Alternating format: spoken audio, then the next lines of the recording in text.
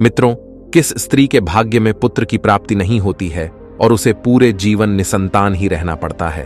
और वो कौन से कार्य हैं जो एक पतिव्रता स्त्री को अपने जीवन में कभी नहीं करने चाहिए, नहीं तो उसे पुत्र की प्राप्ति नहीं होती है?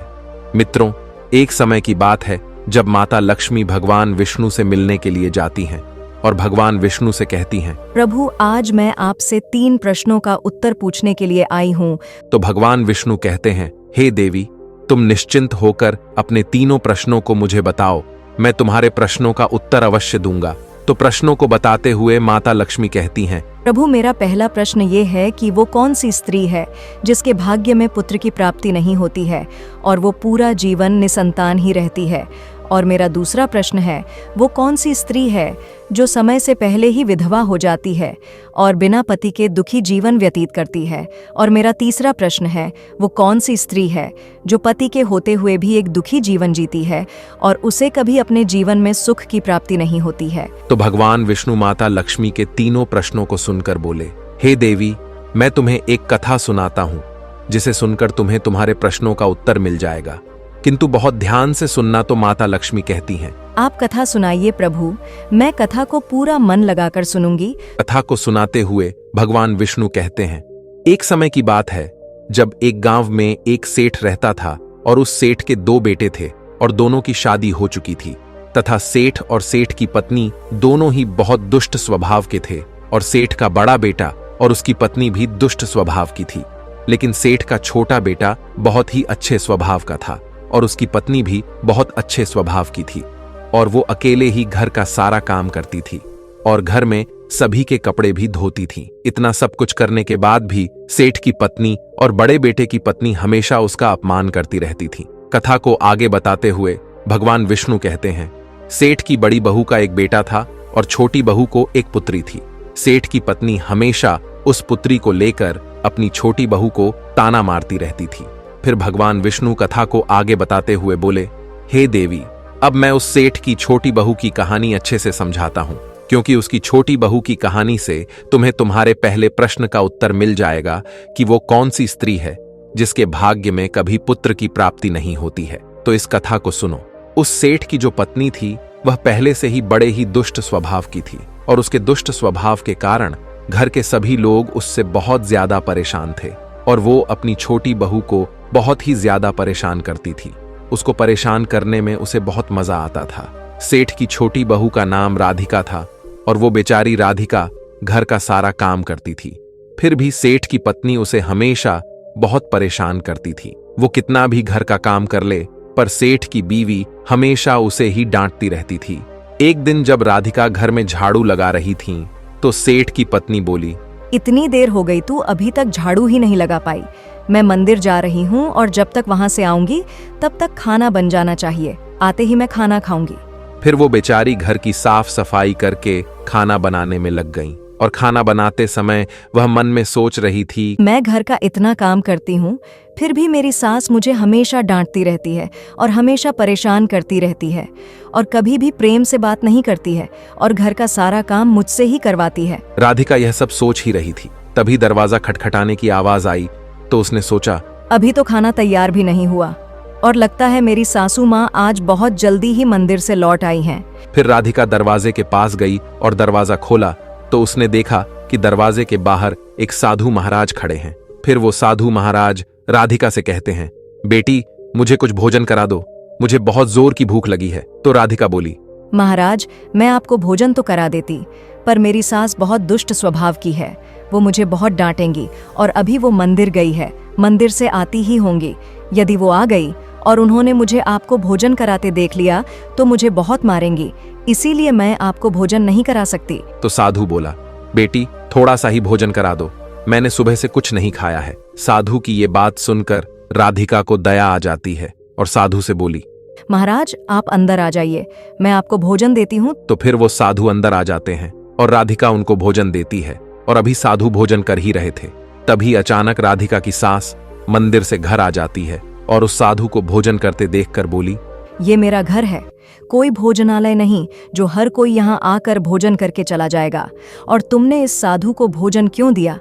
क्या अन्न मुफ्त में आता है जो हर किसी को अपने घर में बैठाकर खिलाती रहती हो?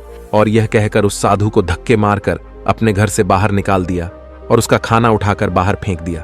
फिर राधिका से कहने लगी, तूने इस साधु को भोजन क्यों कराया? अन्न कितना महंगा आता है, तुझे पता नहीं अब घर के लोग क्या खाएंगे? तो राधिका डरते हुए बोली, साधु बहुत भूखा था, इसीलिए मैंने उसे भोजन दे दिया था और उसे मैंने अपने हिस्से का भोजन दिया है, इसीलिए आज मैं भोजन नहीं करूंगी। और इतना गुस्सा क्यों होती हो? भोजन तो मैंने उसे अपने हिस्से का दिया है। ये सुनकर उसकी सास ने गुस्से में आकर राधिका को भी धक्के मार करके घर से बाहर निकाल दिया और बोली, जा, अब तुझे भी इस घर में रहने की जरूरत नहीं है और अब कभी मेरे घर में मत आना। फिर राधिका दरवाजे पर बैठकर रोती रही, किंतु उसकी सास ने दरवाजा नहीं खोला। और फिर राधिका ने सोचा, अब यहां से अपने मायके ही जाना पड़ेगा। फिर वो अपने मायके जाने लगती है तो बीच रास्ते में एक घना जंगल पड़ता है। राधिका भूखी प्यासी अपने मायके जा रही थी, तभी बारिश होने लगती है। फिर राधिका वहीं जंगल में एक पेड़ के नीचे बैठ जाती है, लेकिन फिर भी बारिश की बूंदें उसके ऊपर गिरती रहती हैं और वह भीगने लगती है।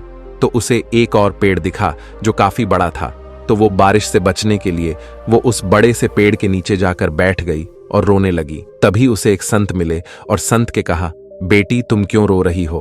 तो राधिका ने संत को सारी बात बताई। तो संत ने कहा, वो लोग तुम्हें इसीलिए परेशान करते हैं क्योंकि तुम्हें अभी तक पुत्र की प्राप्ति नहीं हुई है, लेकिन तुम चिंता मत करो, मैं तुम्हें एक पर्ची देता हूं जिसमें पुत्र प्राप्ति का उपाय लिखा है। फिर संत ने उसे एक पर्ची दी और कहा, इसमें लिखे उपाय को यदि तुम पूरी निष्ठा से करोगी तो तुम्हें पुत्र की प्राप्ति अवश्य होगी। और फिर इतना कहकर वो संत वहां से चले गए। फिर राधिका अपने मन में सोचने लगी, यदि मुझे भी पुत्र हो जाएगा तो मुझे भी ससुराल में बहुत सम्मान मिलेगा और मेरी सास मेरी बहुत इज्जत करेगी। यह सोच ही रही थी, तभी बारिश बंद हो गई और फिर उसने पर्ची को खोला और पढ़ा तो उसमें लिखा था, पुत्र प्राप्ति के लिए स्त्री को हमेशा अपने पति के बाएं ओर सोना चाहिए।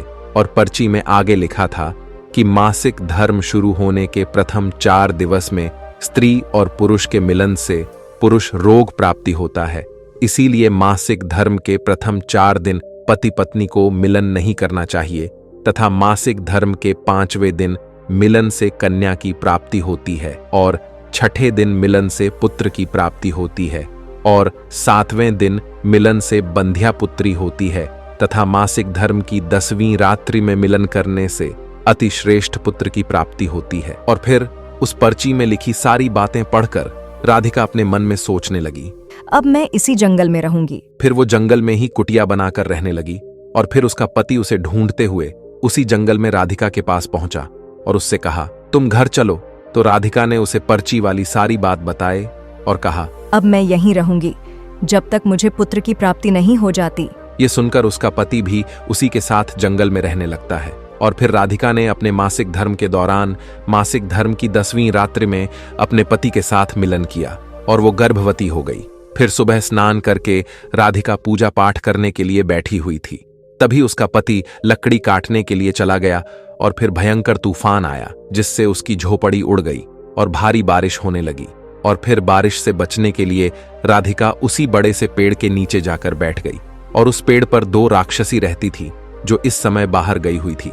और थोड़ी ही देर बाद वो दोनों राक्षसी पेड़ पर आकर बैठ गई और उसी पेड़ के नीचे राधिका बैठी थी। फिर वो राक्षसी आपस में कहने लगी, चलो सोने के टापू पर चलते हैं। तो दूसरी कहने लगी, पर चलेंगे कैसे? तो पहली राक्षसी बोली, इसमें कौन सी बड़ी बात है, इस पेड़ को अभी उड़ा देती हूँ, इसी से चलेंगे। इतना कहकर वो दोनों राक्षसी उस पेड़ पर बैठकर सोने के टापू की तरफ निकल लेती हैं और उसी पेड़ के नीचे पेड़ की जड़ पर राधिका भी बैठी थी, इसीलिए साथ में वो भी उड़ने लगती है।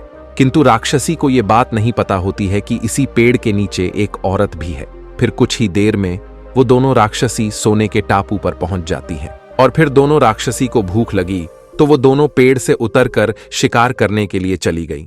फिर राधिका पेड़ की जड़ से उतरकर जब सोने के टापू पर पैर रखा तो उसने देखा यहां तो सब सोना ही सोना है, तो वह जल्दी जल्दी सोने को अपनी साड़ी के आंचल में भरने लगी और जितना सोना भर सकती थी उतना भर लिया और फिर दोबारा से उसी पेड़ की जड़ पर जाकर बैठ गई। फिर कुछ देर बाद दोनों राक्षसी शिकार करके वापस आ गई और फिर पेड़ के ऊपर बैठ गई और फिर दोनों आपस में कहने लगी, चलो अब यहाँ से चलते हैं। और फिर कुछ ही देर में वो दोनों पेड़ को लेकर वहीं पर पहुंच गई। फिर राधिका तब तक पेड़ की जड़ पर ही चुपचाप बैठी रही जब तक वो दोनों राक्षसी वहां से चली नहीं गई।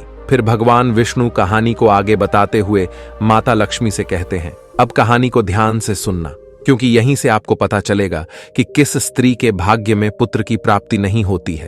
तो माता लक्ष्मी कहती हैं, जी प्रभु। तो भगवान विष्णु कहते हैं, फिर कुछ देर बाद वो दोनों राक्षसी वहां से चली गईं और फिर राधिका उस सोने को लेकर पेड़ की जब से नीचे आ गई और सोचने लगी, ये सारा सोना लेकर मैं अपने घर जाऊंगी और मेरी सास इतना सोना देखकर खुश हो जाएंगी और मुझे परेशान करना बंद कर देंगी और मुझसे घर का काम भी नहीं कराएंगी। राधिका ये सोच ही रही थी, तभी उसका पति भी जंगल से लकड़ी काट कर आ गया और राधिका से कहने लगा, इतना सारा सोना तुम कहां से लाई हो? तो राधिका ने उसे राक्षसी वाली सारी बात बताई और कहा, चलो अब हम लोग घर चलते हैं। तो उसका पति बोला, ठीक है। और फिर दोनों घर जाते हैं और घर जाते ही राधिका ने अपनी सास को सारा सोना दे दिया। फिर इतना सारा सोना देखकर उसकी सास बहुत खुश हुई और उससे पूछने लगी कि तुम इतना सारा सोना कहां से लाई हो? तो राधिका ने अपनी सास को राक्षसी वाली सारी बात बताई। फिर उसकी सास ने सारा सोना ले लिया और उसके बाद राधिका से कहने लगी, इतने सोने से क्या होगा? जब वहां पर बहुत सारा सोना था तो तुझे और ज्यादा सोना लेकर आना था। इतना थोड़ा सोना लेकर क्यों आई हो? तो राधिका बोली, माँ जी, इतना सारा सोना तो है और लाती तो क्या होता? तो उसकी सास बोली, तुझे और ज्यादा सोना लाना था जिससे हमारी 7 पुश्तें बैठकर खाती, फिर भी सोना खत्म न होता। अब तू देख, इस बार मैं जाऊंगी और बहुत सारा सोना लेकर आऊंगी। तो राधिका ने कहा, नहीं माँ जी, आप वहाँ मत जाओ, वहाँ जान का भी खतरा है।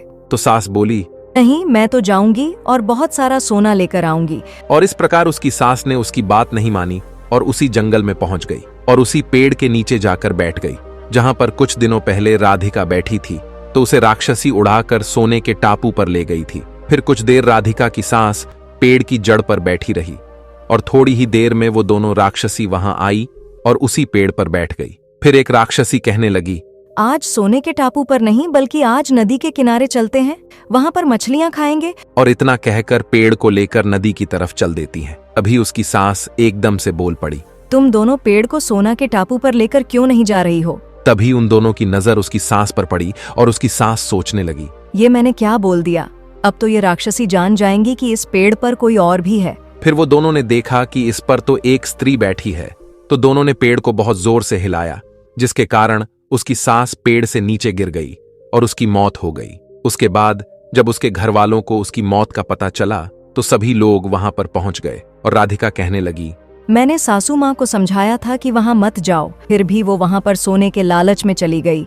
अब इनके लालच का फल इन्हें मिल गया। मित्रों, कहानी को आगे बताते हुए भगवान विष्णु कहते हैं, इस तरह उसकी सास की मौत हो गई, इसीलिए हमें लालच नहीं करना चाहिए। और फिर कुछ समय के बाद राधिका को एक पुत्र हुआ और पुत्र प्राप्ति के बाद राधिका बहुत खुश थी और उसने अपने घर में एक दावत रखी जिसमें उसने बहुत से पंडितों और संत महात्माओं को अपने घर पर भोजन कराया। फिर भोजन करके सभी संत महात्माओं ने उसको बहुत आशीर्वाद दिया और उधर सेठ के बड़े बेटे की बहू, जो हमेशा राधिका को पुत्र को लेकर ताने मारा करती थी, उसका मुंह हमेशा के लिए बंद हो गया। फिर भगवान विष्णु माता लक्ष्मी से कहते हैं, मेरी कथा समाप्त हुई, अब मैं तुम्हें तुम्हारे प्रश्नों के उत्तर देता हूं। तुम्हारा पहला प्रश्न था, कौन सी स्त्री के भाग्य में पुत्र की प्राप्ति नहीं होती है और वो पूरा जीवन निसंतान रहती है? तो जो स्त्रियां संत द्वारा दिए गए पर्ची में लिखी बातों के विपरीत कार्य करती हैं, उनके भाग्य में पुत्र की प्राप्ति नहीं होती है। और जो स्त्रियां अपने पति का आदर नहीं करती हैं और हमेशा उनसे लड़ती झगड़ती रहती हैं और अपने पति से हमेशा नाराज रहती हैं, उनके भी भाग्य में पुत्र की प्राप्ति नहीं होती है। इसीलिए प्रत्येक स्त्री को अपने पति का आदर सम्मान करना चाहिए। और तुम्हारा दूसरा प्रश्न था कि वो कौन सी स्त्री है जो समय से पहले ही विधवा हो जाती है और बिना पति के एक दुखी जीवन जीती है। तो समझ लो, जो स्त्रियां पति के होते हुए भी मांग में सिंदूर नहीं लगाती हैं और न ही मंगलसूत्र पहनती हैं और जहां भी जाती हैं बिना सिंदूर और बिना मंगलसूत्र के जाती है तथा पति के कहने पर भी उसकी बात नहीं मानती हैं और पराये मर्दों के 60 संबंध बनाती हैं, तो ऐसी स्त्रियां समय से पहले ही विधवा हो जाती हैं। इसीलिए एक शादीशुदा स्त्री को पतिव्रता जीवन जीना चाहिए और अपने पति के अलावा पराये मर्दों को नजर उठाकर भी नहीं देखना चाहिए। और तुम्हारा तीसरा प्रश्न था कि वो कौन सी स्त्री है जो पति के होते हुए भी एक दुखी जीवन जीती है। और उसे अपने जीवन में कभी सुख की प्राप्ति नहीं होती है, तो समझ लो ये वो स्त्रियां हैं जो सुबह देर तक सोती रहती हैं और सुबह 8 या 9 बजे के बाद उठती हैं और बिना स्नान किए ही भोजन बना देती हैं और पूजा पाठ भी नहीं करती हैं, और कहीं भी जाना होता है तो अपने पति की बिना आज्ञा के चली जाती हैं, पति के मना करने पर भी नहीं मानती हैं, पति की एक भी बात नहीं मानती हैं। तो ऐसी स्त्रियों के जीवन में कभी सुख की प्राप्ति नहीं होती है और हमेशा दुखी जीवन जीती है। इसीलिए एक पतिव्रता स्त्री को हेमशाह चरित्रवान रहना चाहिए और प्रातःकाल में उठकर स्नान आदि करके पूजा पाठ करके फिर भोजन तैयार करना चाहिए, जिससे कि घर में सुख शांति आती है। और माता लक्ष्मी की पूजा भी करनी चाहिए, जिससे कि माता लक्ष्मी प्रसन्न होती हैं। मित्रों, आपको ये कथा कैसी लगी हमें कमेंट्स करके जरूर बताना। तो बोलो जय माता लक्ष्मी की।